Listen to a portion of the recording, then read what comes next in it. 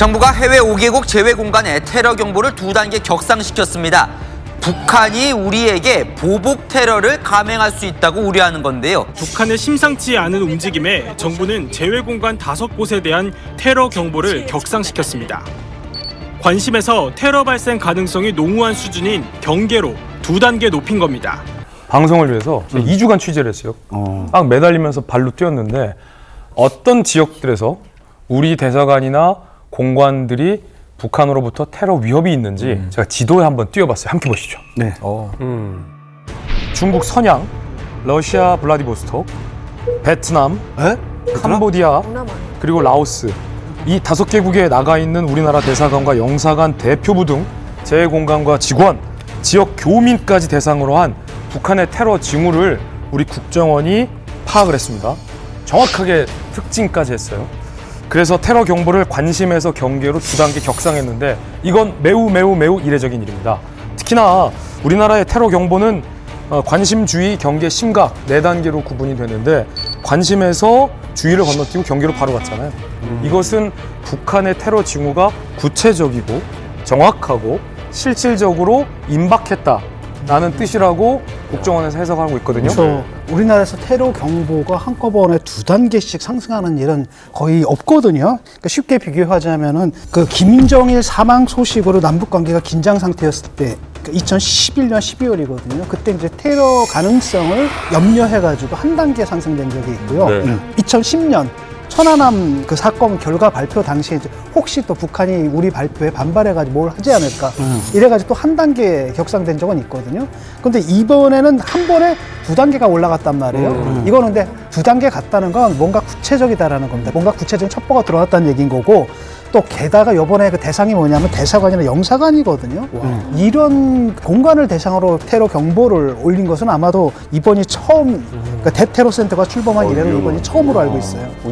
이거 진짜 위험한 게요. 지금 이 5개 나라 중에 말씀하신 대로 베트남이라든가 캄보디아, 라오스는 우리 교민도 있지만 관광객도 많이 가는 곳들이에요. 이거 굉장히 위험한 얘기인데. 이게 근데 단순하게 우리나라 대사관에 대한 테러에서 끝나는 게 아니잖아요. 앞서 그 지도에서 나왔습니다만 블라디보스톡은 러시아고 선양은 중국이고 그럼 베트남 또 라오스나 캄보디아야 그래도 북한 쪽에 좀 더 가까운 어떤 국가라고 합니다만 해당 관련 국가들의 강력한 어떤 제재라든지 이런 것들이 분명히 있을 텐데 이게 가능합니까? 그러니까 이게 김정은이 그 명령이 없어가지고는 이게 절대 이루어질 수 없는 일입니다. 그러니까 이제 뭐 테러 행위다라고 할 때에는 타국에서 테러 행위를 벌인다는 것 그 자체가 완전한 범죄 행위거든요. 최근 그 5개 나라로 파견이 돼서 활동을 한다라는 구체적인 첩보까지 우리 정보기관이 확인을 한 상황입니다. 자, 근데 북한 테러 징후에 이제 가장 심각한 것은 이제 김정은이 있다라는 게 정말 심각한 게 아닌가 하는 생각이 들어요. 지금까지 어떤 추상적인 위험이 아니라 이제 실질적으로 뭔가 벌어질 수도 있다라는 것이 아닌가 하는 생각이 들어서 정말 심각하구나 하는 생각을 해보게 되는데 그런데요, 이 모든 테러와 어떤 정치적 행위라는 건 시점이 가장 중요하잖아요. 왜 지금의 시점에 북한 입장에서는 우방국이라고 할 수 있는 나라에서 이런 테러를 하려고 하는지 이걸 알면 사실은 이 핵심에 가장 근접할 수 있을 것 같다는 또 생각을 해보게 되는데. 그렇죠. 방금 말씀하신 것처럼 만약에 북한이 실제로 러시아랑 중국 심야에서 테러를 벌이면은 그 나라와 외교 단교까지 각오를 하고 해야 돼요. 근데 만약에 진짜로 이제 김정은이 실제로 이런 테러 명령을 내렸다라고 하면은 그 이유가 뭘까? 최근에 굉장히 많이 탈출했습니다. 특히 앞서 말했던 이 5군데 지역, 중국의 선양, 블라디보스토크, 베트남, 캄보디아, 라오스에서 외화벌이 북한 일꾼들이 많이 탈출을 했습니다. 김정은 집권 이후 2015년에 한진명 전 서기관이 탈출했어요. 2016년에 영국 주재 북한공사 태영호 의원이 탈출했어요. 2018년에는 이탈리아 주재 북한 대사들이 조성길 대사가 탈북해서 망명했어요. 그리고 2019년에는 압권이죠. 김정일 금고지기 사위이자 쿠웨이트에서 근무했던 우리 류현우 대사님까지 김정은을 배신하고 이 대한민국 자유를 선택해서 망명을 한 거죠. 북한에서 굉장히 많은 특권층으로서 교육을 받았던 엘리트들은 북한 민족과 동포에 대한 책임의식과 소명감이 일반 주민들보다 더 크게 있겠죠. 네. 더 있어, 맞아. 그만큼 한국에 와서 무언가 북한에 남아있는 가족이나 동포에 대한 자신의 미안함, 엘리트로서의 책임감도 전 크게 한몫을 했다고 보고 또 하나는 앞서 김정은 시대 이전에 탈북해서 대한민국에 정착한 선배 엘리트들의 사례와 선례가 많이 축적됐고 그걸 이미 다 이분들이 알고 있다는 겁니다. 첫 북한 외교관 망명이었던 고영한 박사님을 시작으로 주체사상 창시자인 뭐 황장엽 선생님, 그리고 장성택을 20년간 모셨던 김동수 서기관, 똑똑한 사람들. 그리고 뭐 99년도에 세상을 발칵 뒤집어 놨던 태국 주재 북한 대사관에서 근무했던 홍순경 참사까지 이들의 앞선 어떤 그 탈북 선례, 이걸로 그 후배 외교관들과 엘리트들이 한국행을 선택하게 된 계기가 많다는 거죠. 유 대사님께서도 한국에 올 때 특별히 영향을 미친 인물이 있습니까? 예, 당연히 있습니다. 아, 그래요? 이분 때문에 제가 한국행을 선택을 했거든요. 그러니까 제가 한국에 오게 되는 그 시점에 노트북을 한창 그 검색을 해봤습니다. 검색을 해보는 과정에 제가 태국 주재 북한 대사관에서 근무했던 그 홍순경 참사님의 그 일대기를 그린 동영상 보게를 됐거든요. 또 이렇게 지금 한국에 오다 나니까 이만갑에 나올 수 있었다. 이렇게 보고 있습니다. 홍순경인 거죠? 예, 홍순경 참사입니다. 성함이. 대체 어떤 분이시길래 이 어떻게 보면 이 북한의 엘리트 중에 엘리트인 우리 유 대사님의 마음에 한국행을 좀 이렇게 선택할 수 있게 해주신 그분은 도대체 누군가요? 그 당시 홍순경 씨의 직책은 과학기술 참사였거든요. 근데 참사가 대사관에서 대사, 공사, 다음이 바로 참사입니다. 네. 굉장히 높은 직이고요. 거기다가 뭐까지 했냐면 사회안전부 산하 압록강 기술개발회사 태국 지사장까지 겸임을 하고 있습니다. 그래서 1999년 탈북 당시만 해도 황장엽 선생 다음으로 뭐 최고위층의 그 탈북이었던 데가 그 정도예요? 거기다가 이제 가족이 또 함께 왔거든요. 그러니까 아마도 북한 내부에서도 이번에 그 탈북이 끼친 여파가 굉장히 컸을 것 같아요.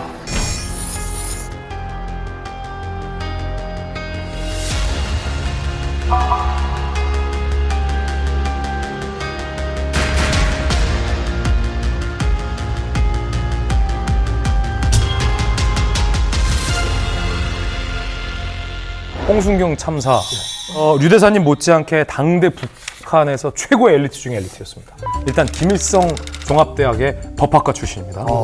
그리고 무역성에 들어가요. 졸업하고 북한에서 무역 일꾼들을 해외에 외교관 신분으로 파견을 합니다. 그래서 이제 외화벌이를 하도록 시키는 거잖아요. 책임 관리직에서. 홍순경 참사 역시 첫 번째로 파키스탄 주재 북한 대사관에서 5년간 근무하기도 했고요. 그리고 91년부터는 태국으로 파견돼서 9년간 또 근무를 합니다.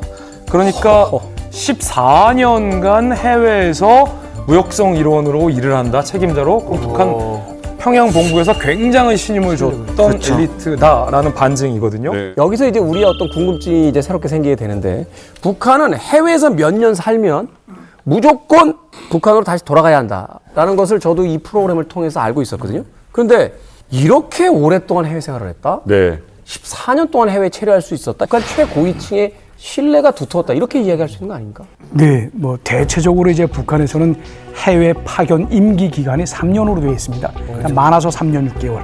그 홍순경 참사분 같은 경우에는 이제 9년 동안 태국에서 있지 않았습니까? 이건 완전히 이례적인 일이거든요.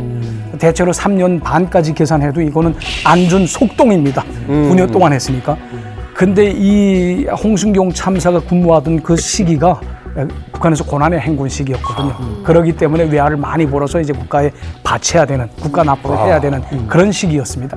그래서 이때 북한 당국이 태국에서 외화를 많이 벌어가지고 이제 조국에 납부하던 그 홍순경 참사는 뭐 9년 동안 있어도 된다라는 그런 아마 시그널을 줬던 것 같아요. 원래는 방침 대상 이외에는 일반인이 이렇게 9년 동안 있는 케이스가 거의 없거든요. 저는 이거 처음 봤습니다. 유학 갈 때도 보면 김책공대가 한 10,000명 정도 되는데 거기서 한 30명 유학 갔거든요. 가면 기술 보이러 보는 건 좀 기술 배울 때까지 있게 해야 되잖아요. 그렇죠. 가서 학과만 끝나고 들어와야 돼요. 그것도 중간에 3년 있다 한번 북한에 불러요. 너무 안 부르면 그 나라에서 그 빨간물이 다 빠져가지고 흐물흐물해질까봐. 근데 대사 구분이 9년 있었다는 거는 되게 특이라고 볼 수도 있어요. 이런 인물이 왜 탈북을 하느냐?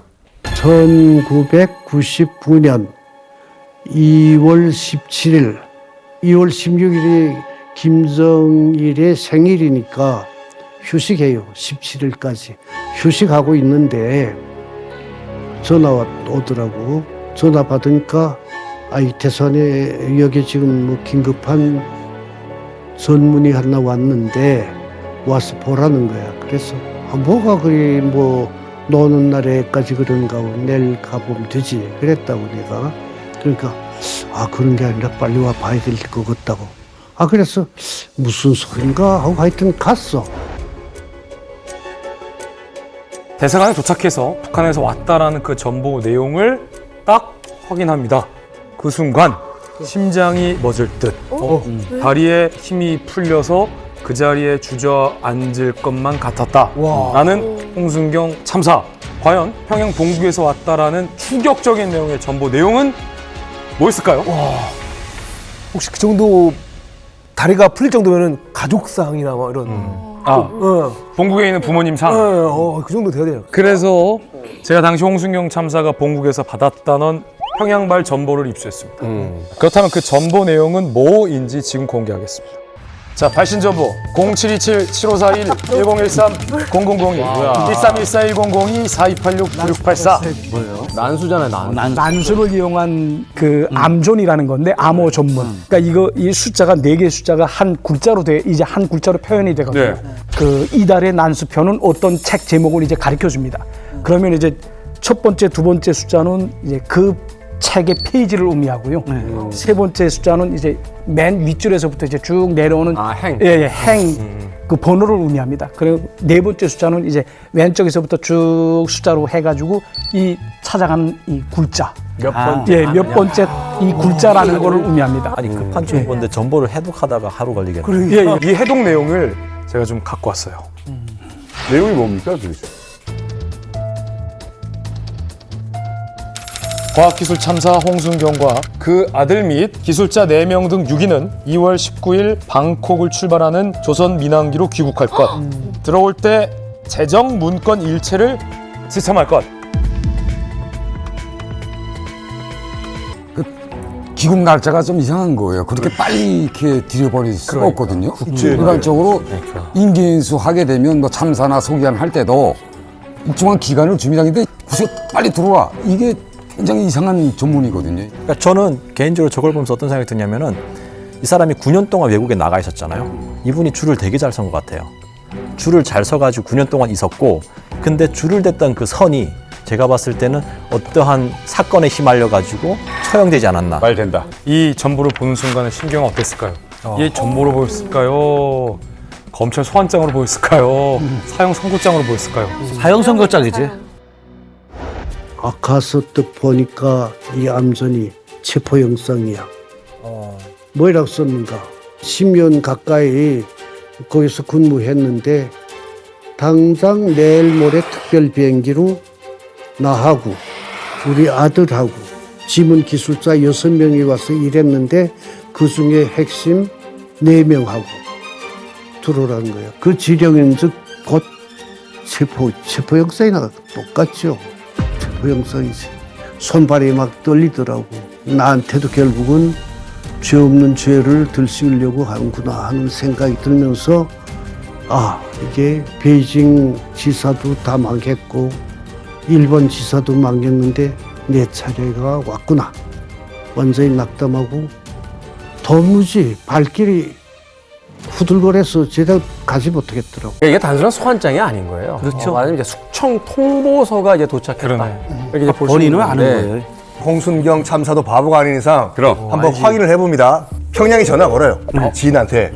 아, 나 돌아가니까 공화국으로 필요한 거 있으면 얘기하라고 생각할 테니까. 돌아다. 근데 평양에 있는 지인은 아무것도 필요 없다고. 이게 이상한 거야. 그 사우나고 뭐라고 너도 태국 현지에서 뭐 평양에서 이미 벌써 이제 분위기가 다 잡힌 거예요. 국제전화는 다 감시할 테고. 경찰 소속의 이종환 안전기술국장이 체포된 일이 있었습니다. 자, 당시에 이제 이종환 국장이 어떤 모종의 뭐라고 할까 누명을 뒤집어 쓰고 관련된 사람들이 싹 다 북한으로 송환돼서 숙청을 당한 일이 있었습니다. 또 홍순경 참사 같은 경우에는 나도 약간 친했기 때문에 나한테도 불통이 튀는 것이 아닐까. 조마조마하면서 세월을 보냈어요. 근데 2월 16일 김정일 생일도 넘어갔고 아, 이제 불똥은 나한테는 다 이제 끝난 일이구나 했는데 바로 그 다음날 소환장을 받은 거죠. 북한에서는 국가안전보위부가 굉장히 파워풀한 그런 권력기관입니다. 맞아. 그렇기 때문에 뭐 당시 이 시기, 그러니까 고난의 행군 시기에도 지금 국가보위부가 자기 실적을 내기 위해서 이렇게 없던 그런 죄목도 다 뒤집어 씌워가지고 사건을 완전히 날조하면서 사건을 막 날조를 해가지고 주민들을 초용도 하고 뭐 이런 사건이 계속 뭐 부지기수처럼 계속 일어났거든요, 그 시기에. 근데 아마 보이부가 사회안전부 기술국장이었던 그 이종환 국장을 아마 타겟으로 삼고 그때 이종환 국장이 운영하고 또 태국 그 지사장을 했던 홍순경 참사가 또 운영하던 그런 압록강 기술 개발 회사라고 있었습니다. 이 회사에서 이제 지문 인식 기술을 다른 나라에 빼돌리고 있다라는 그 누명을 확 씌워가지고 이제 이 사람들을 처리하려고 이렇게 작전을 했던 것입니다. 외교관을? 외교관이고 뭐고 없습니다. 일단 타깃으로 되게 되면. 아니 나는 아무 죄가 없다, 좀 억울하다 이렇게 좀 따지기라도 하면 안 되는 건가요? 설사 힘을 써서 나오더라도 일명 북한에서 빨간 줄을 짝 치거든요.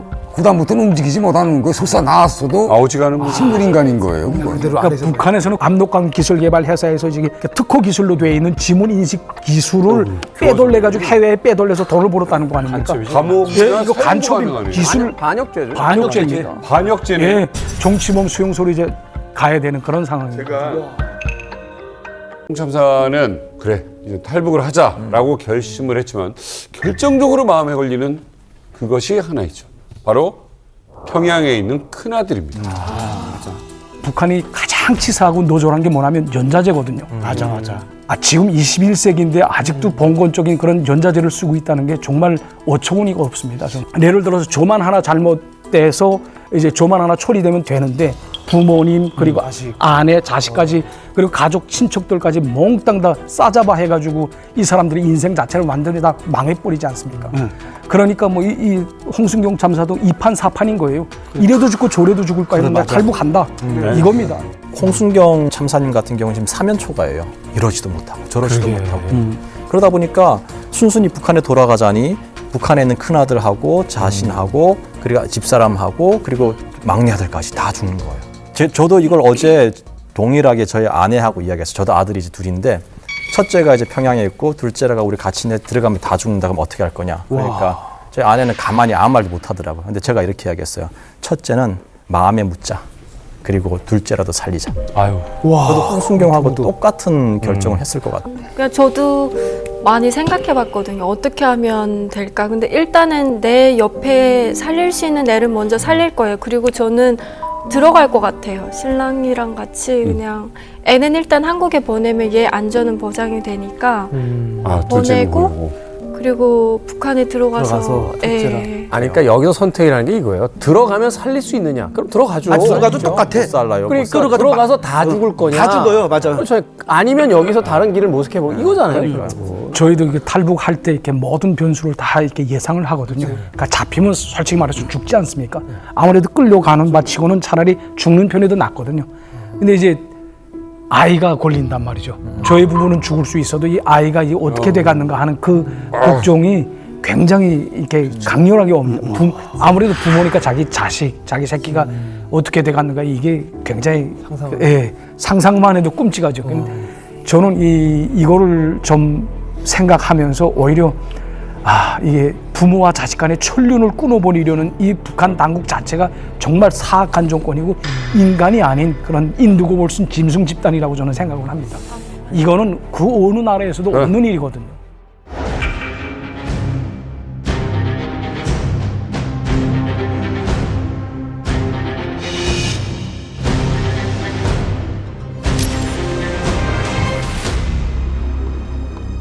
대놓고 얘기했어요. 이러면 세대주가 잡혀가고 그러면 그 자식들은 희망이 없잖아요, 완전히. 또 동시에 뭐 어떻게 될지도 모르고.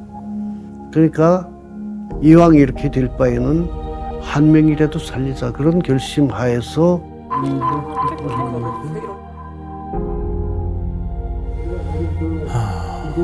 한 명이라도 살리자 그런 결심하에서 설득을 했더니 어머니가 자식 때문에 눈물을 펑펑 흘리면서 그럼 큰아이는 어떻게 하겠어? 큰아이는 현재로서는 대책이 없다. 어쩌겠냐.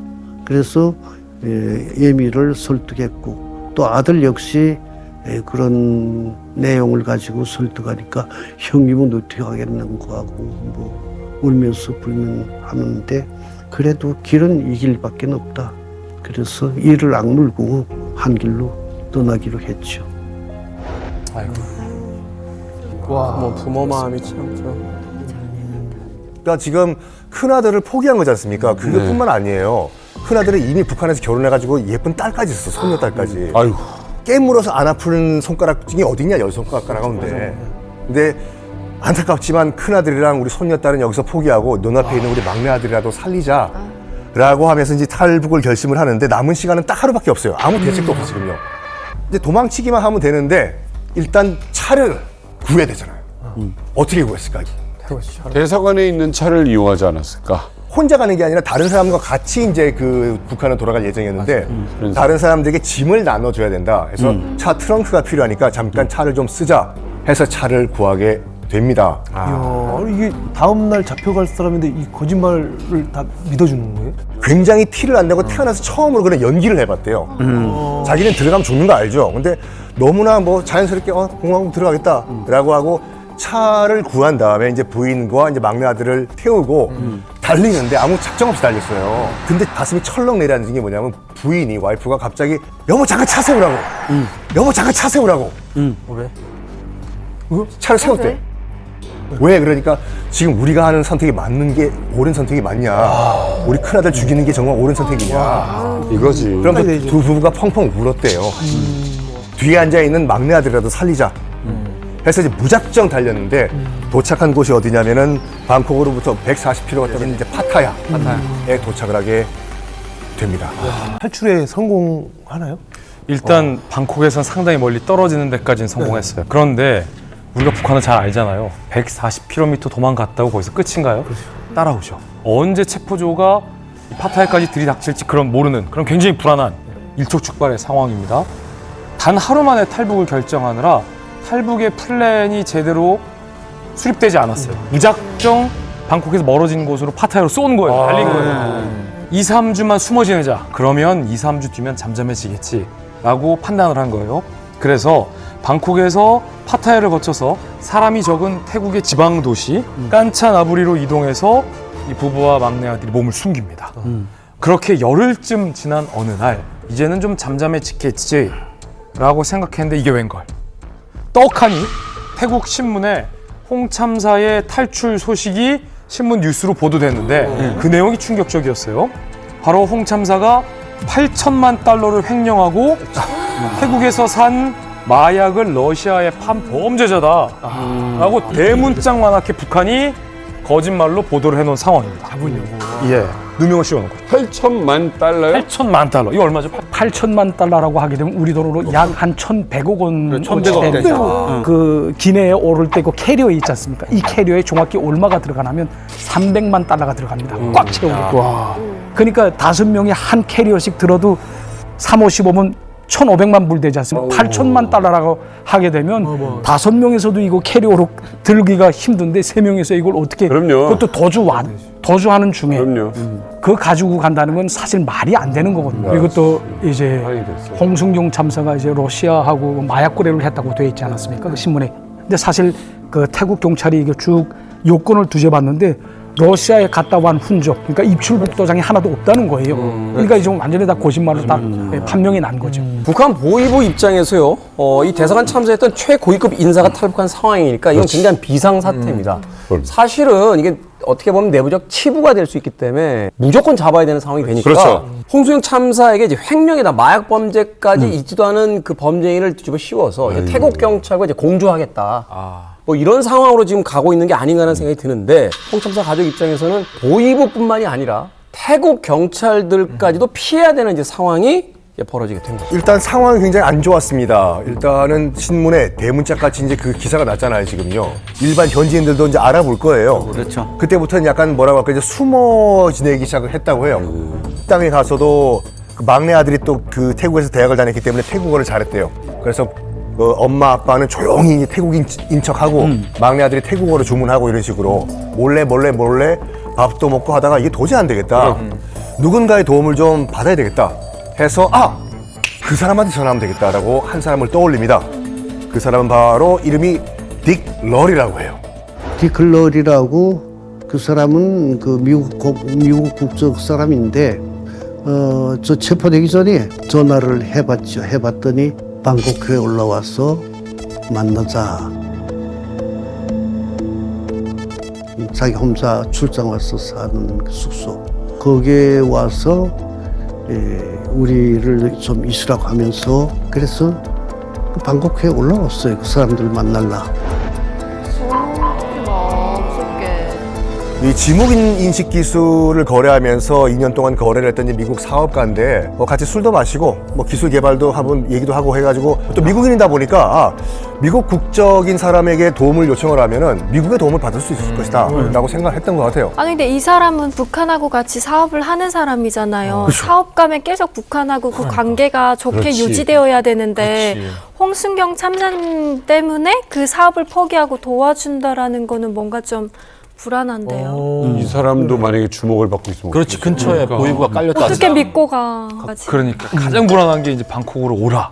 이게 좀 불안하잖아요. 홍 참사의 표현에 따르면 딕 러리가 처음에 전화를 받고 당황하는 게 느껴졌대요. 그런데 곧 딕 러리가 굉장히 진심으로 걱정해 주는 게 수화기 너머로 홍순경 참사에게 전해졌던 거예요. 딕 러리 입장에서도 언론에 유주의 범죄자로 찍힌 사람을 도와준다는 게 얼마나 좀 부담스러운 일이겠습니까? 그렇죠. 하지만 잡혀있던 일정도 딕 러리가 미루고 발벗고 나서서 도와주겠다 라고 나선 겁니다. 그래서 홍 참사 가족은 탈출한 지 15일 만에 어떻게 탈출한 방콕인데 다시 방콕으로 돌아가게 됩니다. 그래서 가장 먼저 홍 참사 일행이 어떻게 했냐면은 망명하고 싶은 나라의 대사관을 찾아갑니다. 나 망명하겠다라고 했는데 가는 곳마다 뭐라고 대답하냐면 미국도 그렇고 호주도 그렇고 캐나다 대사관도 그렇고 망명 받아줄 수 있다. 하지만 당신 지금 범죄자로 신문에 좀 났는데 비공개 망명은 우리가 받아줄 수가 없다. 그러니까 어떻게 해야 되느냐? 그러니까 유엔 난민 구치소에서 난민 수석을 맞춰라. 그 다음에 그 증을 갖고 와서 우리한테 망명 신청을 한다면 우리가 망명 신청을 받아주겠다라고 한 거예요. 그래서 결국 딕 러리의 도움을 받아가지고 3월 8일 유엔 난민 구치소에서 인터뷰를 마칩니다.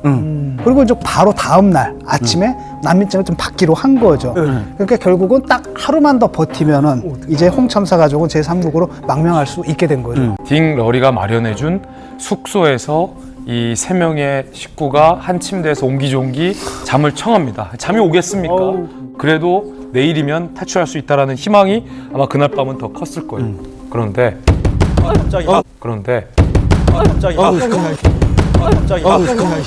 깜짝 놀랐네 진짜. 모두가 겨우 잠들었던 새벽 5시 굉음과 함께 누군가 홍 참사 가족이 잠들고 있던 숙소로 쳐들어옵니다. 무슨 일 생겼어?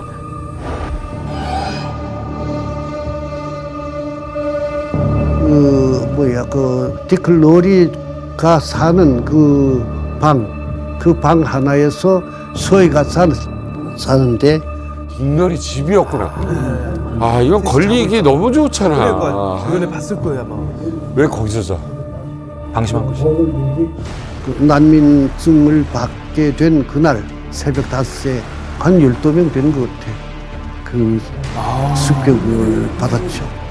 문을 사고 들어오는데 폭탄이 터진 것 같아. 갑자기 말이야. 경비실에 그런 돈을 매기고 경비실 다 비웠더라고. 그 대사관 직원들도 있었고, 그 다음에 그 태국 경찰 2놈이 있었어요. 그 놈들은 무기를 사고, 그 다음에 그 주변의 보이부 요원들이 그치. 싱가포르, 그 인도네시아 그런 여러 곳에서 나와 있던 보이부 요원들이 또 모여들었고, 그 다음에 북한에서 2명이 또 이제 그 파견돼서 우리를 체포하러 와. 그런 많은 인원들이 왔었죠. 그런 인원들이 다 합해서 한 12명 왔겠어요. 인도 국가에 있는 보이부부터 북한에 있는 보이부까지 지금 총 파견돼 무조건 잡아라 이렇게 떨어진 거예요. 이제 인생을 이렇게 마감하는구나 하는 생각을 했어요, 사실. 아내에게는 자기 목숨보다 아이들 목숨을. 아이들을 어떻게 하네요. 집사람은 아이들 생각 때문에 더 너무 괴로웠고 그래가지고 이제는 끝이구나, 다른 길은 없구나, 이런 생각을 했다 그래요. 막막하다. 자, 이들의 정체는 바로 북한 보위부 요원들이었고요. 본국에서까지 나왔잖아요. 그다음에 인근 동남아 국가에서도 보위부 요원들이 증원들 태국으로 온 거죠. 방콕에서 홍순경 참사 가족을 붙잡기 위해서 새벽 5시에 습격을 한 거죠. 거기다가 경찰 2명이 있었다며요. 태국 경찰까지 대동하면서 의기양양하게 북한 보위부 요원들이 그 집을 들이닥친 거예요. 홍 참사와 홍 참사 부인의 심경이 어땠을까요? 이건 더 이상 어떻게 해보겠다, 내가 살 수 있겠다라는 희망을 전혀 가질 수 없는 깊은 절망 그 자체. 얼마나 무섭고 충격적이었냐면 보위부 요원들이 소지품을 압수하고 주변을 샅샅이 뒤지는 동안 홍 참사가 말 한마디 할 수 없었대요. 너무 무섭고 절망스러워서. 이렇게 난민 인정을 2-3시간 남겨둔 새벽, 북한 보위부가 들이닥치면서 홍 참사 가족의 탈북은 18일 만에 끝이 납니다. 이제 어떻게 보면 보위부한테 잡혔으니까 이제는 뭐 거의 끝난 거 아닌가요? 보위부에 체포돼서 끌려간 곳이 어딘지 아십니까? 어디요? 9년간 일했던 대사관. 태국 주재 북한 대사관. 그렇죠. 거긴 북한 영토니까. 이거 끝난 거잖아요, 그러면. 북한 영토니까. 일했던 곳을 끌려간 거예요. 어떻게 탈출했는데. 북한 대사관에서 일할 때는 굉장히 고위급이었잖아요. 그런데 똑같은 사람들이요, 똑같은 장소요, 이렇게 잡혀오니까 반역자 신분이죠. 그렇죠. 가족들을 감금하고 개 돼지만도 못한 취급을 받기 시작합니다. 밥은 물론이고 물 한 모금조차 같이 일했던 동료들이 주지 않았다는 거예요. 그 동료들이 안 주고 싶어서 안 줬겠습니까? 보위부 12명이 있잖아요.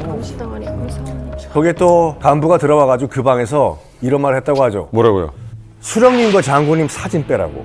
이 반동 자식들이 있는 똑같은 방에 수령님과 장군님의 사진이 같이 있을 수가 없다. 사진 떼라고. 그런 다음에 이런 말 했다고 해요. 그 보위부 관계자가 테이프를 뚝 던지면서 이거 한번 들어볼 생각이 있냐? 이 뭐냐? 했더니 평양에 있는 당시 큰아들 목소리야. 평양에 있는 당시 큰아들 목소리야. 와. 그러니까 큰아들을 벌써 이제 구금한 상태에서 강요한 거예요. 아버지 빨리 돌아오시라고. 와. 마지막으로 큰아들 목소리라도 한번 들어보자고 해서 좀 목소리 한번 들어볼게 틀어달라 했더니 뭐라고 했냐면 딱 테이프를 뺏으면서 어차피 북한 가면 교화소에서 다 만나게 될 건데 굳이 지금 들어볼 필요가 뭐 있냐.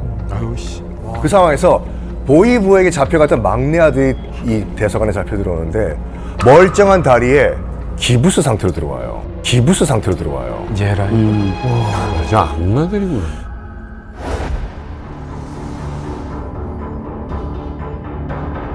아들을 데리고 다른 방에 가서 뭘 하려 들어갈 때 그래도 나는 선하게 생각했어요. 아이니까 그래도 아침이라도 먹이려고 데리고 들어간 줄 알았는데 알고 보니까 거기에 들어가서 이 다리 보통다리를 만들어서 데리고 나왔더라고.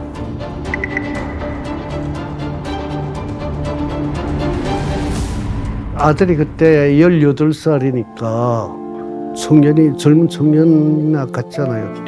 뛸 수 있고 달아날 수 있고 뛰는 걸 방지하기 위해서 나무 판대기 같은 거를 붙이고 섞고 그런 걸로 이렇게 감아요. 그래가지고 이 보통다리 만들지. 반맥으로 들어간 줄 알았더니. 와, 너무 잔인하다. 국가가 아니야. 너무 미안하고 내가 정말 우리가 죄 없는 사람 끌어들가려고 하잖아요. 근데 그게 살아날 구멍 수가 없어요. 거기 끌려 들어가면 그게 너무나 분통하고 그런데 그 어린아이한테 그런 수모를 당하게 만들고 이게 그 아들이 직접 당하는 그 수모 또 우리 가족이 전부 당하는 수모를 생각할 때 원수를 갚을 수도 없고 그 자리에서 그래서 그런 그 비참한 시간을 괴롭게 보내왔어요. 사실은 자식을 위해서 할 수 있는 게 없어요. 이거는 살아날 구멍이 없어. 그러니까 여기 나와 있는 보위원들이 대체로 하는 짓이 이제 뭐 전통적인 방법이라고 할까? 그러니까 깁스 씌워서 이게 뛰지 못하게 만드는 게 우선 첫 번째고, 그 다음에 많은 분들이 나 소리치고 뭐 이렇게 하게 되면 되지 않아. 입을 막기 위해서 항히스타민제를 이제 주입을 합니다. 하게 되면 정신이 몽롱하거든요. 그러니까 같이 따라가자는 대로 따라갑니다. 그렇기 때문에 아무런 손도 못 써요, 이거 사실. 이거 너무해서. 이만감을 계속 진행을 하면서 깨닫게 되는 거죠. 북한은 국가라기보다는 갱들이에요. 갱들이죠. 이건 갱도 이렇진 않아. 그러니까요. 참 이야기를 들을수록 끔찍하고 잔인해서 이야기를 끝까지 듣기가 쉽지가 않습니다. 이제는 더 이상 도망갈 길이 안 보이는 거 아닙니까? 그러니까 더 절망감이 큰 거죠. 자, 이제 어떻게 되냐? 홍참사 작은 아들 승용차에 태우고 홍참사 부부는 포박한 채의 미니버스에 태워서 본국으로 송환할 준비를 다 합니다. 자, 이제 본국으로 잡아가는 거예요. 그런데 정말 홍순경 참사가 대단한 게 그 절망의 상황 가운데서 무언가 한 줄기 희망을 품습니다. 그 와중에 비행기. 태국 공항으로 가면 거기서 소리를 치고 난동을 피고 억울함을 호소해서 태국 경찰의 눈에만 띄자. 그러면 탈출하자. 라는 희망의 실날 같은 희망의 끈을 잡게 됩니다. 그런데 그런 생각을 하던 찰나 홍참사와 아들을 태웠던 차량 2대가 갑자기 공항이 아닌 다른 곳으로 방향을 휙 틉니다. 비행기 타러 안 가고요? 알 것 같다. 배?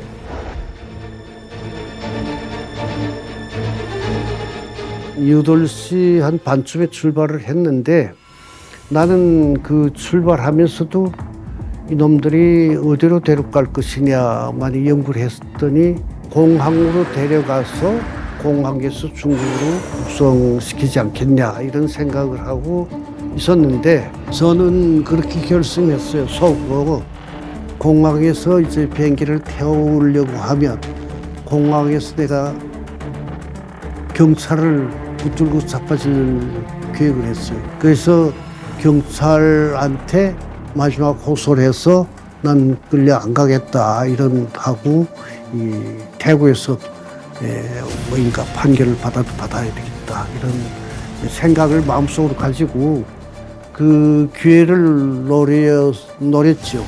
그러니까 공항에서 그 난리가 나면 이제 경찰들이 오니까. 맞아. 근데 한참 가다 보니까 라오스 방향이더라고.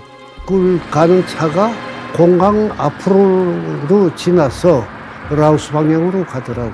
그래서 이게 라오스로 넘어가서 북송하려고 하는구나. 가는 차가 공항 앞으로 가면서 나도 그런 생각을 했어요. 이대로 차라리 끌려가서 비참하게 죽게 하기 전에 차라리 이 땅에서 나를 편하게 죽게 해달라 하는 기도를 마음속으로 했다고. 오히려 나 그냥 여기서 차라리 죽여줘. 끌려가면 개수검을 당하되 차라리 죽는 게 훨씬 낫죠. 그 북한 실상을 아니까. 아니 사람이 오죽하면 차라리 여기서 그냥 이 고통이 끝났으면이라는 생각을 하고 있는 거죠. 예, 라오스는 다 아다시피 완전 침묵 국가거든요. 어느 정도나 그때 북한 주민이 한 수십만 명을 라오스로 이주 계획을 세웠어요. 그래서 하나의 작은 북한을 라오스에 건설한다고 했댔어요. 이 정도로 북한하고 완전히 친밀 관계거든요. 그래서 그때 선발한 게 북한의 맞은 경찰, 병원, 학교까지 다 지을 계획을 세웠던 나라예요. 이 정도로 북한하고 완전 친밀한 국가예요, 라오스가. 홍참사 가족이 그 대사관에 감금되어 있었을 때 있지 않습니까? 그때 이제 아내와 함께 했던 얘기가 있습니다. 우리가 죽으면 아이들이 어쩌면 살 수도 있을 거야. 그러니까 우리가 죽자. 그래서 홍참사 부부가 이제 간절히 기도를 하기 시작합니다. 탈출하기 어렵다면 차라리 죽게 해주십시오. 그리고 차 지금 타고 있지 않습니까? 그래서 뭐라냐면 차라리 이 차가 뒤집혀서 우리가 죽었으면 좋겠다. 그렇게 기도를 했다는 겁니다. 당시에 이 홍순경 참사 가족이 붙잡혀서 끌려가던 도로를 좀 재현해 봤습니다. 그러니까 그때 당시 홍참사의 작은 아들을 태운 승용 차량이 앞서서 라오스 국경 방향으로 달리고 있었고 부부를 태운 미니버스 뒤따르고 있었습니다. 물론 포박됐고 양쪽에 보이부 요원들이 강하게 양쪽에 딱 나란히 라오스 국경 방향으로 달리고 있었던 거예요. 그런데 갑자기 타이어 하나가 펑 하더니 미니밴의 타이어 하나가 빠지면서 차량이 막 흔들리기 시작합니다. 타이어가 빠져요? 그러더니 차량이 한 바퀴를 굴러서 도로 바깥으로 전복되게 됩니다. 한 바퀴를 굴러서 도로 바깥으로 전복되게 됩니다. 유리창도 깨지고 썬루프도 열리고 급기야 이 안에 탑승했던 홍 참사의 아내가 버스 바깥으로 튕겨나가서 떼굴떼굴 굴러서 도로에 쓰러지게 된 거예요. 기적과도 같은 버스 사고가 이렇게 난 거예요. 이게 그게 참 믿기지가 않네. 이게 가능하다고요? 제가 이 북한 외무송에 있을 때 이 사건에 연루돼 있었던 그런 사람을 제가 알거든요. 그 사람이 당시 상황에 대해서 저에게 쭉 얘기한 적이 있었는데 그때 당시에 태국은 그 비포장 도로가 굉장히 많았대요. 그러니까 북한처럼 도로가 울퉁불퉁하면서 나쁘니까 차가 계속 왔다 갔다 하는 과정에 이 타이어가 계속 닳고 했는데 옛날에는 다 튜브를 연 그런 타이어였답니다. 하다가 이 튜브를 놓고 이제 가다가 타이어가 이거 빵 하고 파수가 났다는 거예요. 펑크가 났다는 겁니다. 그러면서 이게 차가 흔들흔들 하다가 이제 전복이 되는 그런 상황이 발생이 됐다고 하더라고요. 그래도 그게 지금 터진다고? 저도 안 믿겨요. 이런 일이 실제로 벌어졌다는 게. 근데 지금 저는 그래도 비관적인 거. 보이는 떨어졌고 어쨌거나 보이부는 저 안에 있고 그렇죠. 앞에 벤츠 한 대도 지금 또 타 있어요 보이부가. 그렇지. 참사님 그 아내분은 튕겨져 나오셨잖아요. 예. 이 정도면 어마어마한 큰 사고인데 그렇지. 많이 다쳤을 것 같은데요. 자, 지금부터 무슨 일이 벌어지는지 설명을 드리십시오. 일단 홍순경 참사의 아내가 썰루프를 통해서 도로로 구른 상황이잖아요. 당시 홍 참사의 증언에 따르면 아내의 손등과 팔 피부가 다 벗겨져서 피가 철철철철철 나는 상황이었어요. 보세요. 사고가 이렇게 배형 사고다 보니까 주변에 인근에 있는 사람들이 웅성웅성 모여들기 시작합니다. 홍 참사 기억에 따르면 한 200명가량 시민들이 모여서 우리가 좀 도와줘야 되는 거 아니야? 야, 많이 다친 거 아니야? 라고 웅성웅성 사람들이 모이게 돼요. 보이보 요원들이 사람들이 모여드는데 홍 참사를 포박하고 있잖아요. 아내가 떨어져 있는데 호박 상태구나. 눈치가 보일 거 아닙니까? 그러니까 보이보 요원들이 경찰이 아닌데. 그렇지. 네. 눈치를 보다가 일단 홍 참사의 포박을 풀어주게 됩니다. 슬그머니. 게다가 주변 사람들이 신고를 해서 현장에 경찰차에 출동합니다. 앰뷸런스까지 현장에 도착을 하게 됩니다. 삐뽀삐뽀 이렇게 앰뷸런스가 출동하게 된 상황이에요. 홍 참사가 딱 보니까 보이보 애들도 정신없는 거예요. 그렇지. 그러니까 홍 참사가 이때 기지를 발휘합니다. 슬금슬금 아내를 부축하더니 네. 홍 참사가 아내를 안고 슬금슬금 앰뷸런스로 잽싸게 뛰어듭니다. 앰뷸런스 문을 닫고 홍 참사가 고 호스피털 이라고 간절하게 외칩니다.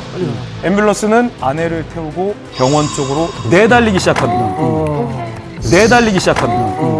그래도 최고 수준의 보이분들 아닙니까? 한 사람이 딱 올라탄 거예요. 감시를 벗어나지는 못하게 된 거죠. 그래서 제시 인근 병원으로 함께 이동을 합니다. 그런데 어쨌든 이 사건이 태국 내에서는 굉장히 큰 사건이었나 봐요. 그래서 신문에 대대적으로 보도가 됐고 또 그 결과 한국에서도 홍 참사 일가에 관한 뉴스가 보도가 됐습니다. 지난달 19일 잠적한 것으로 알려졌던 태국 주재 북한 외교관 부부가 북한인들에 의해서 납치됐다가 극적으로 탈출한 사건이 어젯밤 태국에서 일어났습니다. 납치 도중 극적으로 탈출한 태국 주재 북한 대사관의 홍순경 참사관과 처 표영희 씨는 지친 표정이 역력합니다. 홍 씨는 눈 주위에 멍이 들었고 표 씨는 손을 크게 다쳐 격투 당시에 처절했던 상황을 짐작케 합니다. 홍 씨 가족을 나눠 태운 두 대의 배는 방콕에서 북동쪽으로 470km 떨어진 나콘 나차시마주의 고속도로를 달리고 있었습니다.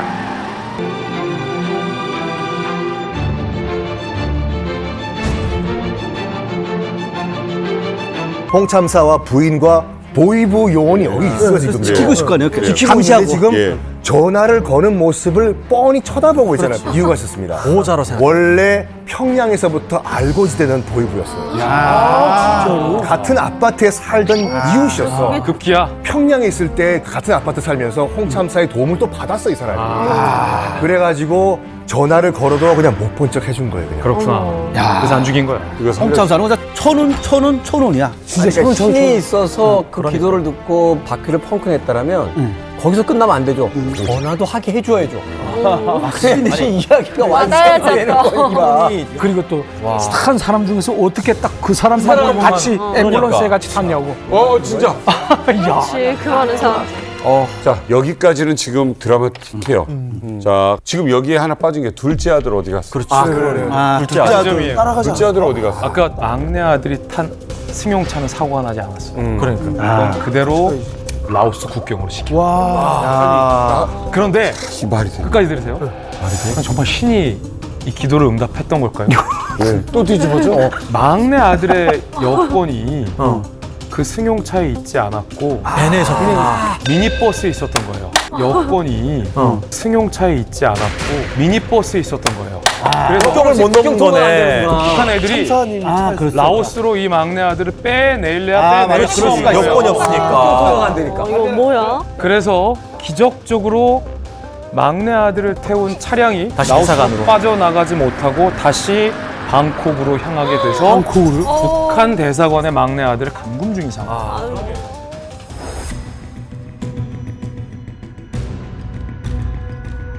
아들은 어디 있는지 모르고 그랬어요. 그때 처음에. 우리 차량이 사고 날 때 후에 보면 그 아들을 사는 라오스 국경 거의 다 갔어. 라오스 국경까지 갔는데 차량 사고 나서 오늘 못 넘어간다고 하니까 그 아들은 그날로 못 넘어가고 대사관으로 돌아왔죠. 그때 처음에 들어가니까 그렇게 지나던 사람들이 밥도 안 주더래요. 밥도 안 주고 며칠 굶었다고 그러더라고요.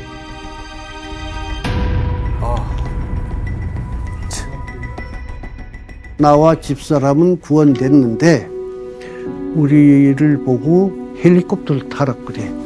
헬리콥터로 해서 이 이미그레이션 그게 구치소에 갔어. 그러니까 이제 페트병을 벽에 베고 그 신문지 몇 조각이 있어서 그 가운데 아들 자리를 만들어 놓고 항상 그렇게 하고 잤어요. 쪽잠 좀 자고 그 대부분 뭐 제대로 자지 못했지만 아우, 자식이 그러고 있는데 어떻게 자? 잠이 오나? 잠이 들어도 저게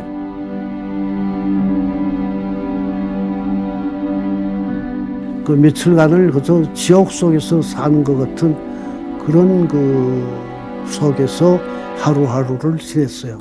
그렇게 하고 일반적으로 생각할 때 탈북 소년인데 결국은 그 한 아이를 북한이 쥐고 있는데 북한 소나기에서 구원해낸 사례가 없잖아요. 그러니까 우리도 이 아들을 구원할 수 있다는 확신을 가질 수가 없는 거예요. 이제 다른 길이 더 없다고. 더 다른 길이. 죽어도 그 길에서 죽고 살아도 그 길에서 살고.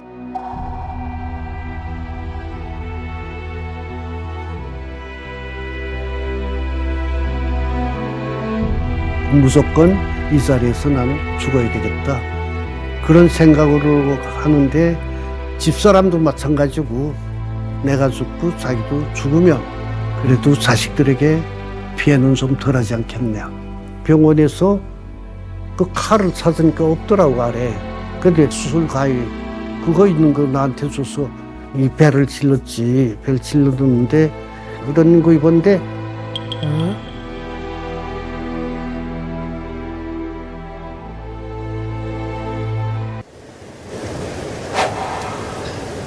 이 영화 잘 보십시오.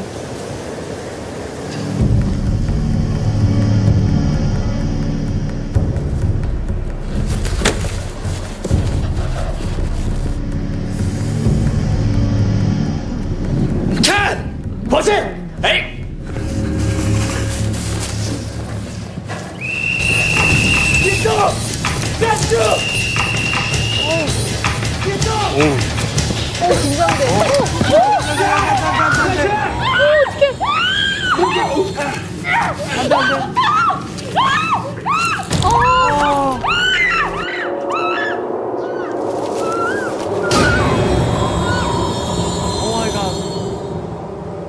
새벽 국경에서란 영화입니다. 到底从哪来的？哎，难道没叫什么？啊，杜爱长，我有方法了，给我韩语老师打电话吧。好。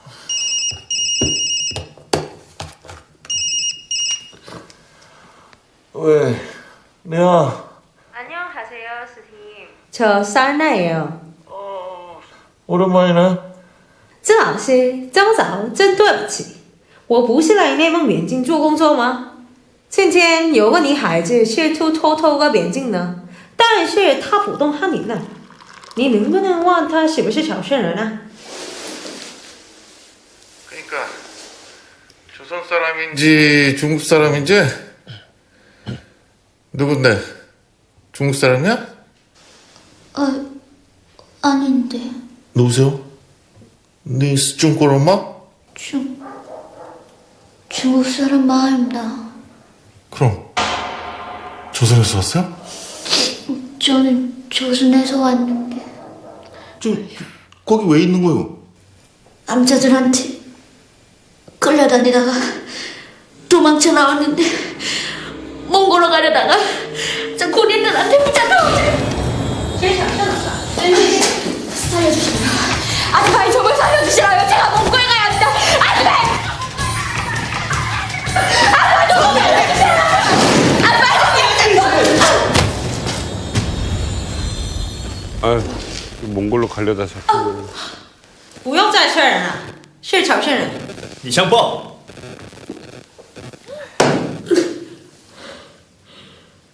你怀孕了？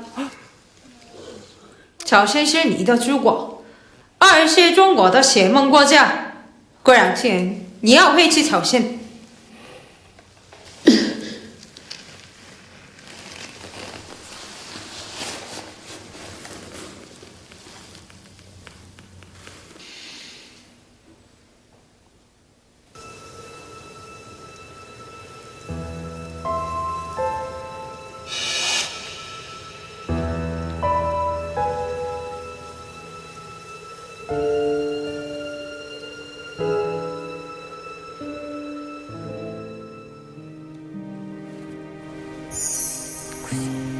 자, 지금 새벽 국경에서라는 영화의 일부분을 보셨습니다. 지금 송중 씨는 고개를 못 들고 계셨어요.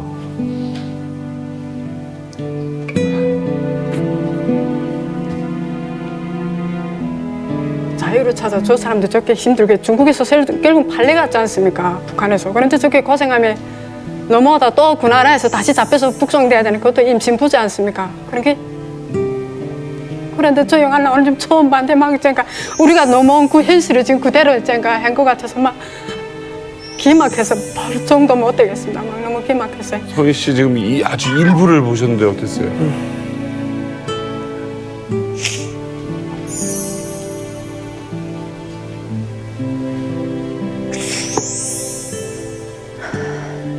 아 다시는 저런 일이 없어야 되겠는데.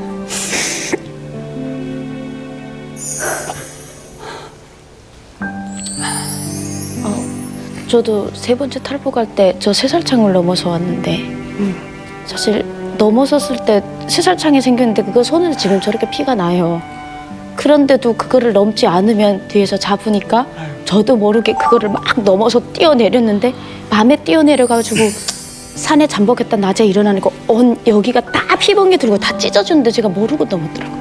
저 마음을 알 것 같아요. 여기 계신 그 탈북 미남 미녀분들도 그 공안에서 신분이 노출돼서 혹시 좀 끌려가실 뻔한 적이 있으신지 좀 궁금하거든요. 좀. 제가 2015년 4월 15일 날 한국으로 오려고 심양 용사관을 찾아갔었어요. 용사관을 갔는데 철조망이 쳐 있더라고요. 앞에가 전지 철조망이 있고 공안을 지키고 그래가지고 들을 못 가고 미국 용사관 앞에 있는 조선 요관을 들어갔어요. 들어갔는데 그 조선족 여자 실장분이 계시더라고요. 그래가지고 난 북한에선 이 군인인데 한국을 가야 되겠다. 그러니까 다 필요 없고 용사관 전화번호 달라고 했어요. 근데 잠깐 기다리라고 나가선 뭐 데려다 주겠다고 하더라고요. 대사관 직원을.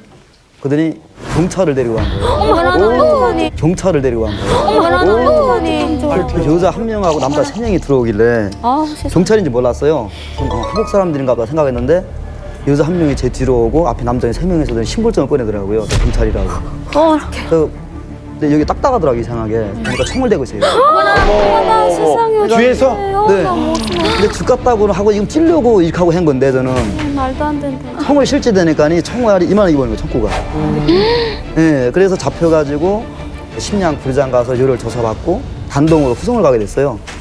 가는 동안에 기차가 또 뛰어내렸어요. 제가. 어머나. 그래서 이 묶인 상태에서 창문으로 뛰어내렸는데 이게 묶이다 나니까 멀리 뛰질 못해요, 제가. 또 잡혔어요, 여기서. 어떡해. 또 잡혀가지고 단동 변방대를 갔는데 가니까 한 37명 정도가 있어요, 북한 사람이. 그래서 군인 신분이다 나니까 잡혀가면 죽는다는 생각으로 철창을 뜯었어요. 나가려고 뜯다가 또 잡혔어요. 그래가지고 이 바닥에가 이 네 군데가 적세에 묶어놓은 있더라고요. 그래서 저를 눕혀놓더라고요. 한 대짜로. 다 묶어놓고 3일 동안 물 한 번 안 주는 거예요. 화장실 한 번도 못 가게 했을까요? 네네. 소변 벌러도 못 가게 했고 물도 안 주는 거예요. 그냥 이상이 편 상태예요. 그냥 큰 대짜로. 어머나. 근데 그러다가 북한 후송됐고 4.25 훈련소 구리장이라고 있어요. 그래서 1년 넘게 깜방 생활을 했는데 감방 생활 너무 힘들었어요. 거기서. 내 운명을 바꾼 기적의 탈북 스토리. 이번에는요, 우리 이만갑 식구들의 탈북 이야기를 한번 들어보고자 합니다. 예, 7년간의 힘들었던 북한에서의 고아원 생활 이야기로 많은 분들의 심금을 울렸던 우리 위력 씨가 있잖아요. 네. 이제는 한국에서 어엿한 경찰학과 학생으로 지금 대학생이 되었는데 말 그대로 내 운명을 바꾼 탈북. 어떻게 생각하세요? 맞아요.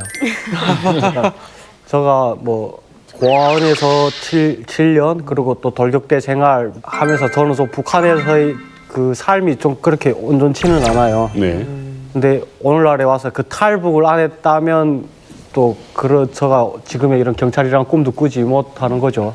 그래서 참 그 힘든 시간을 잘 버텼기 때문에 오늘 내가 지금 이 자리에도 나와 있고 이 한국에서 꿈도 꾸지 않았는가 이렇게 생각을 해요. 네. 아버지가 보안을 하셨습니다. 어렸을 때.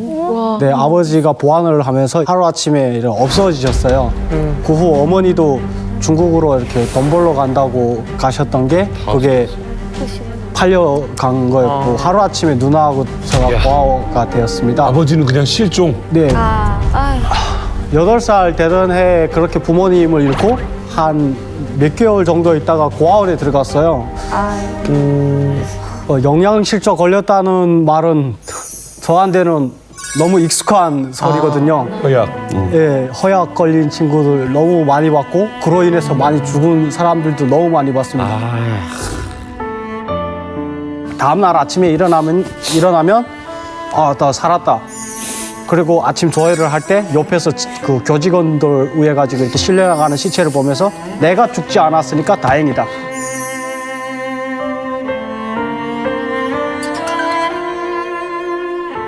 나는 내일도 죽지 말아야지. 그게 내 생각의 전부였고요. 그렇게 제가 7년을 버텨서 살아간 겁니다.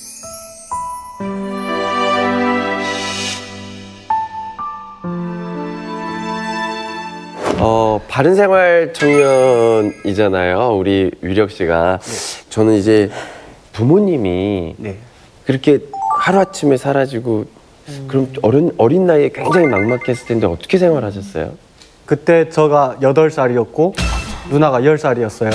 그래서 뭐 아버지, 엄마가 이렇게 뭐 주는 음식만 그냥 이렇게 새끼 새처럼 그냥 받아 먹을 때였죠. 근데 아버지, 엄마가 하루아침에 이렇게 사라지게 되고 이러니까 주변의 사람들이 물건을 하나하나 쓱쓱 놀러 왔다 가져가는 거예요.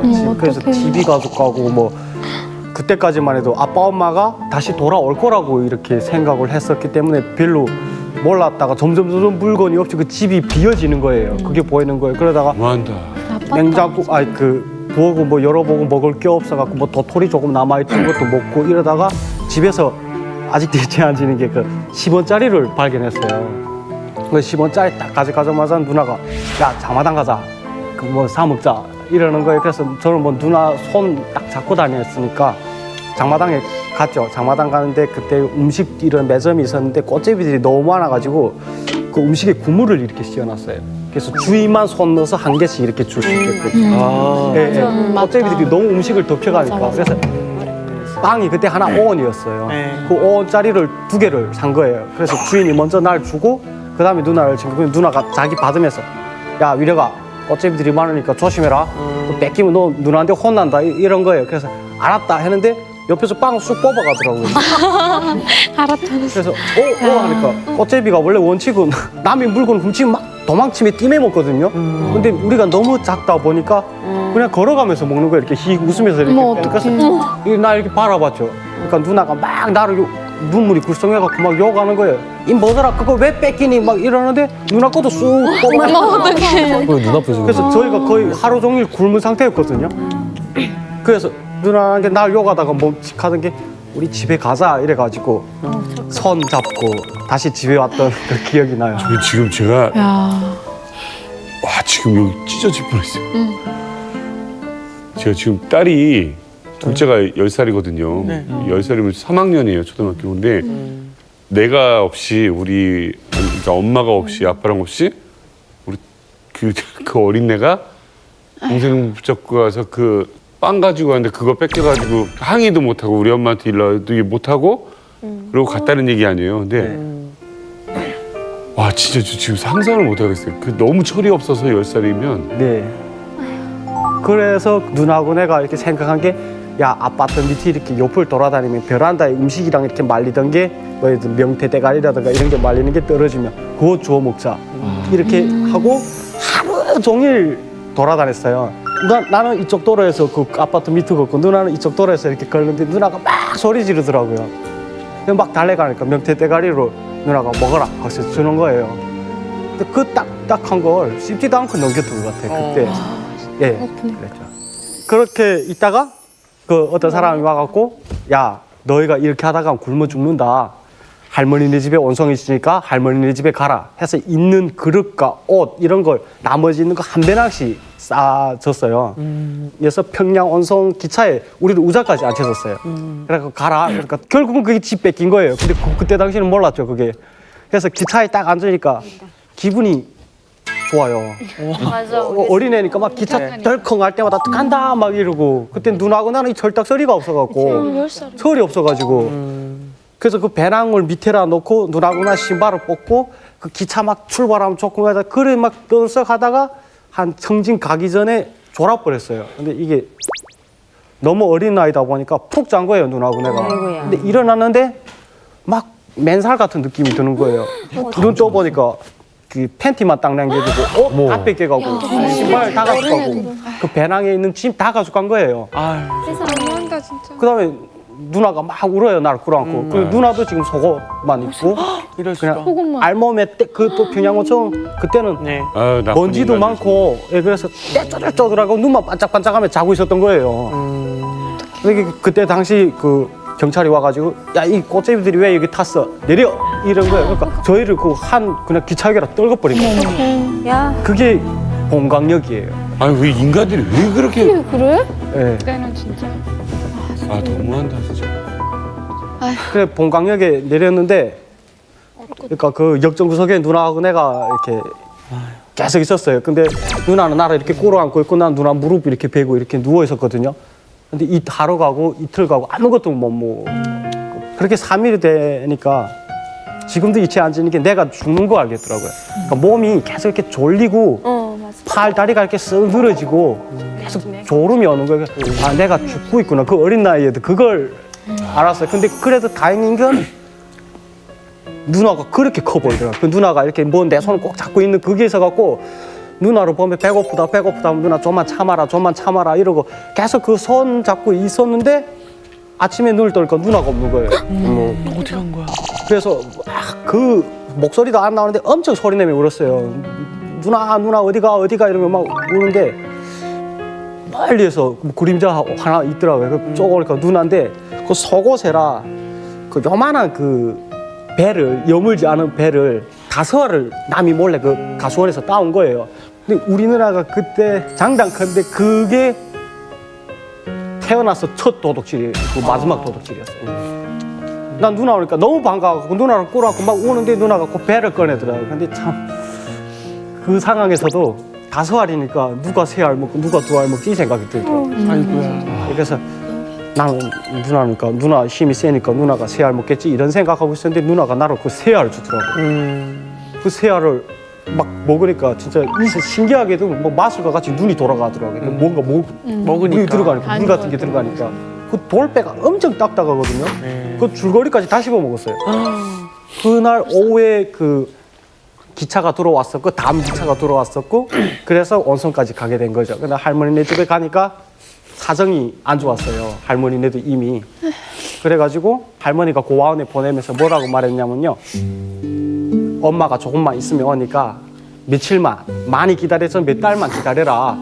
꼭 할머니 엄마랑 같이 와서 너희 데리고 오겠다 이러고 떠난 거죠. 그래서 우리는 막 울면서 할머니 빨리 오셔 이랬는데 그렇게 7년을 산 거죠. 고아원에. 아이고. 근데 그 고아원에서 계셨던 그 7년 동안 어머니 원망은 안 하셨는지.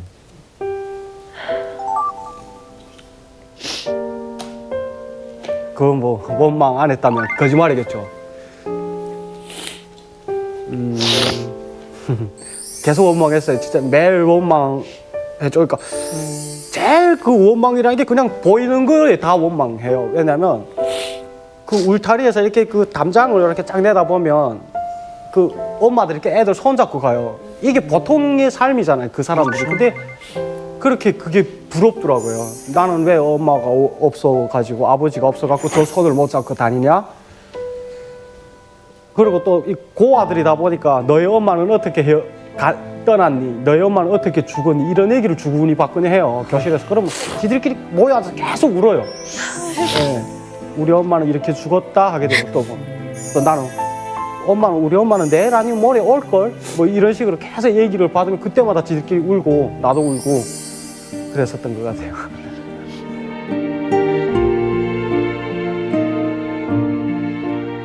혹시나 그러면 갑작스럽게 탈북을 좀 결심하게 된 계기가 있으신가요? 예, 있습니다. 그러니까 인생이 다 꼬였는데 유일하게 남은 거는 내가 그 평양에 나갔을 때 내가 입당을 해야겠다는 거였어요. 네. 그래서 아버지가 지은 죄를 어머니가 지은 죄를 나라를 위해서 그러면 내가 입당을 해갖고 씻겠다 뭐 이런 마음이 있었어요. 네. 내심.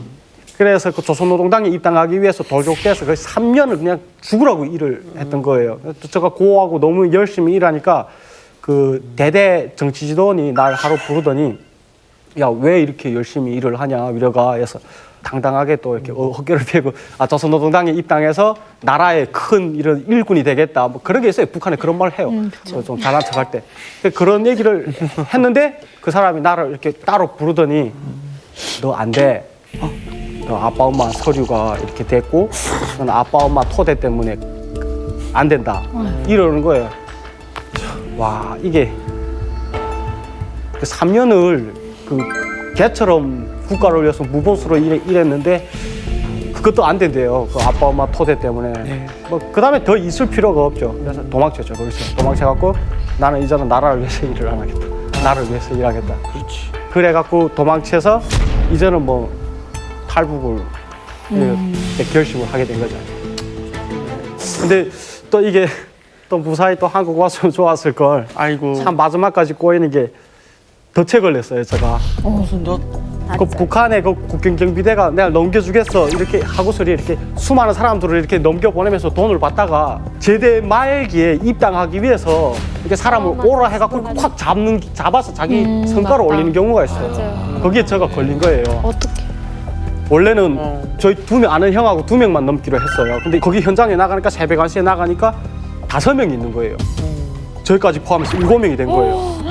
그러니까 한 번에 많은 인원을 보내가지고 돈을 많이 벌려고 했던 거예요. 한꺼번에. 근데 아마 그 브로커도 그 군인하고 짜지 않았는가 생각이 되는데 또 그때 거기는 여자도 있었고 장애인도 있었어요.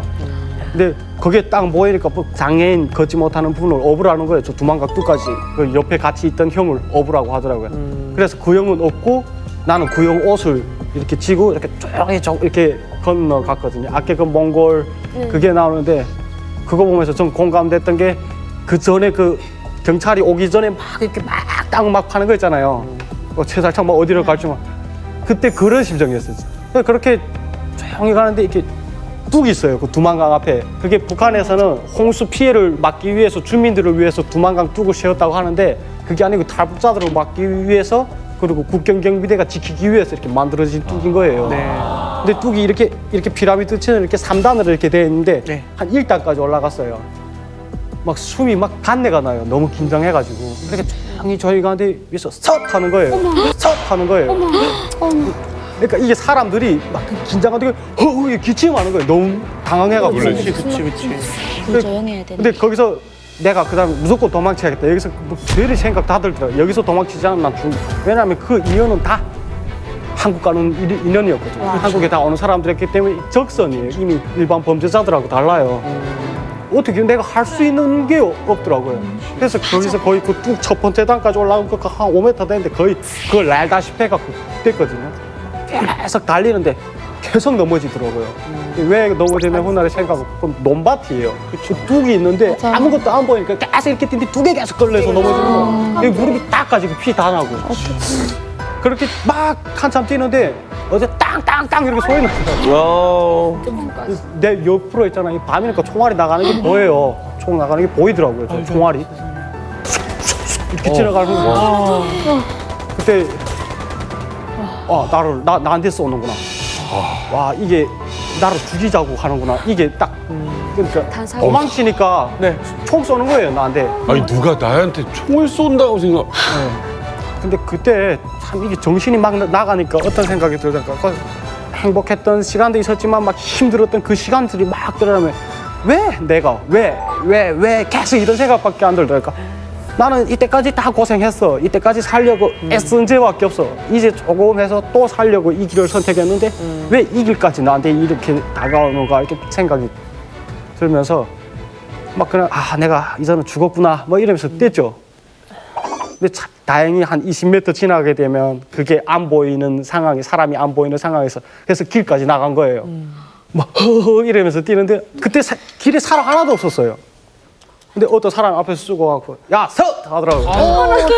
그래서 허허 근데 군관인 거예요. 군대. 그 부대 군대인 거예요. 그러니까 내 뒤에서는 군대 대원들이 나를 총 쏘고 길에서는 그 장교를 만난 거예요.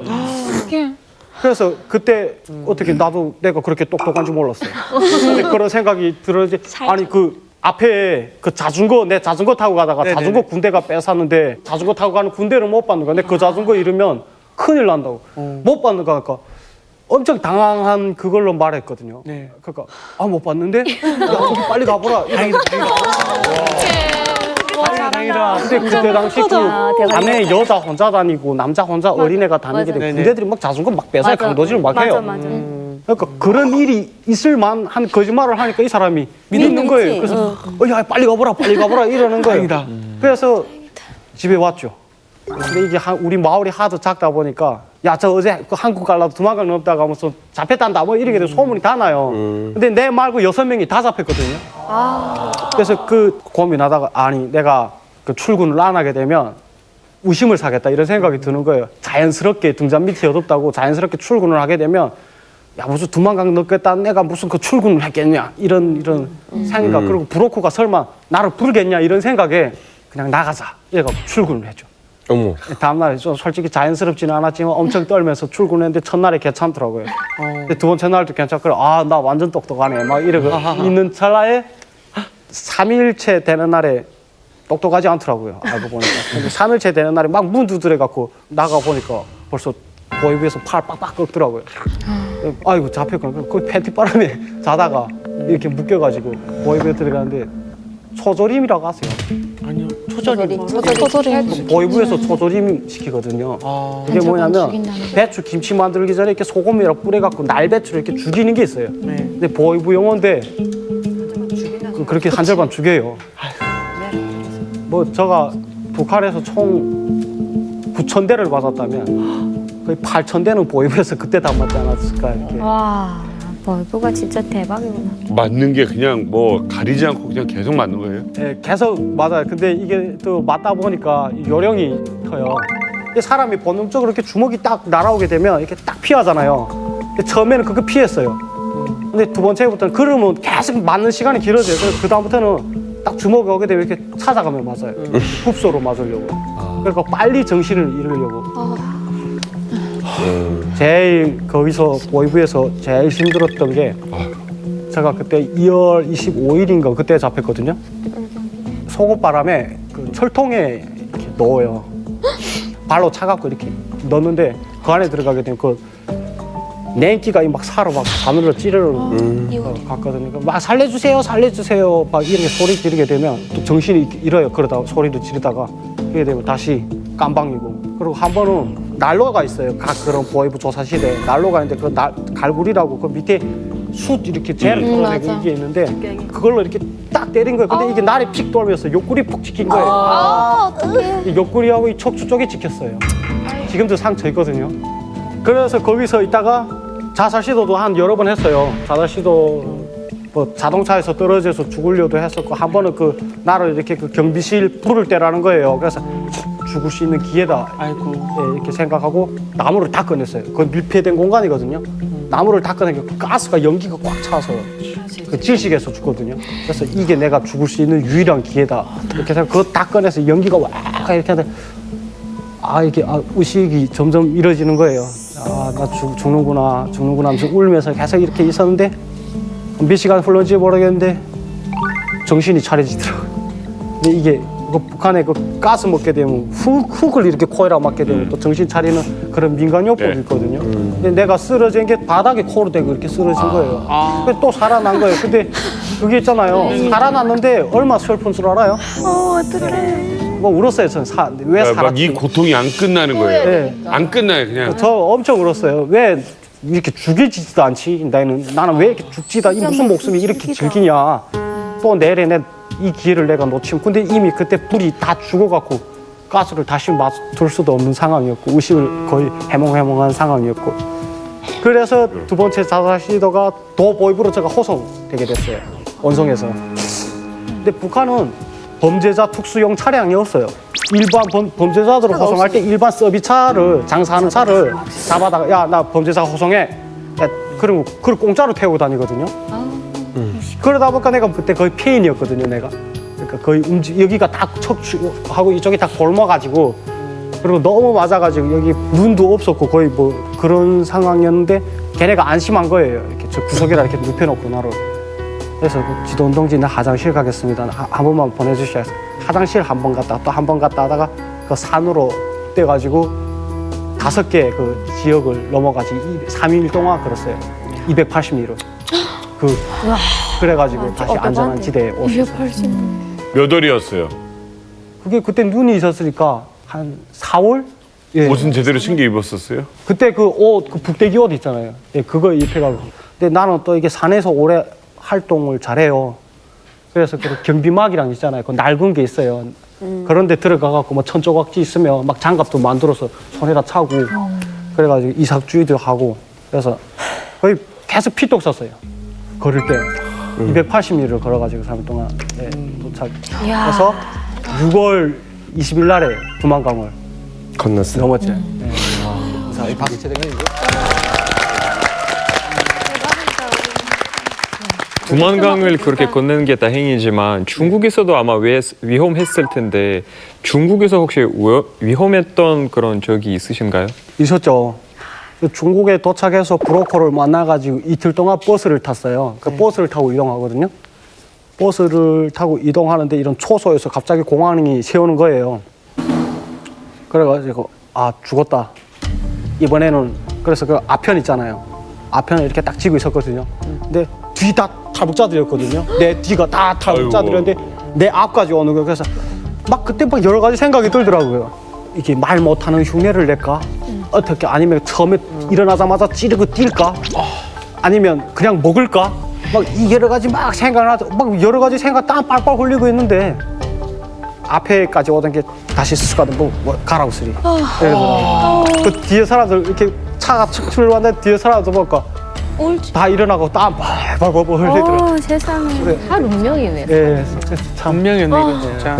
마지막 도착할 때쯤에 그 홀로아리랑 그 노래가 생각나갖고 그것을 불렀는데 눈물이 나더라고요. 이번에 그 여권을 가지고 갔을 때 엄청 떳떳하더라고요. 그러니까 그 여권에도 있다시피 대한민국 국민이라는 게 너무 감사하더라고요. 근데 내가 이 지금의 여권과 주민등록증을 얻으려고 이렇게 고생을 했구나. 네. 네, 그래서 참 감사하다 이런 생각이 들어요.